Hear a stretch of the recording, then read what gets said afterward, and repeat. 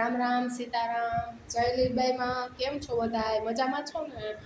અત્યારે જો 9:30 10:30 એવું થઈ ગયું છે અને અમે જો આટા મારીએ છે. જમવાનું બનાવ્યું છે, બાકી છે જમવાનું આજ.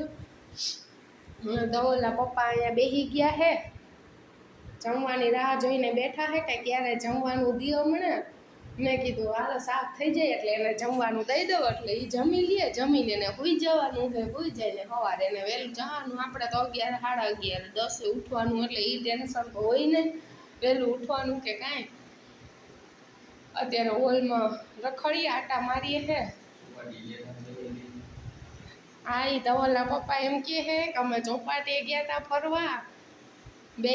મેં કીધું હા એ ચોપાટીએ તો ગયા હતા ફરવા, પણ બ્લોગ ઉતારતા ભૂલી ગયા. ચોપાટીએ ગણેશ વિસર્જનનું આજ હતું તો પબ્લિકને એટલું બધું ટ્રાફિક થઈ ગયું ને એટલે બ્લોગ ઉતારવાનો કાંઈ મેળ આવ્યો નહીં. અને અત્યારે યાદ આવ્યું તો મેં કીધું હાલો લાવું ફોન. મેં કીધું ચાલુ કરું જો વિડીયો ધીરે ધીરે. અને હવે જમવાનું થઈ જાય એટલે પછી જમીને કાલે મેળ આવશે તો કાલનો વિડીયો કાલે મૂકશું, બ્લોગ ઉતારશું, નવરાઈશું તો. યાદ આવી ગયું તો હાલો હવે આવજો. ઉતરી ગયો મારો બ્લોગ નાનો શોર્ટ. Bye bye. જય લીલબાઈમાં ચેનલને સબસ્ક્રાઈબ કરી લેજો, પછી આવી રીતે અમારા વિડીયો જોજો કાયમ.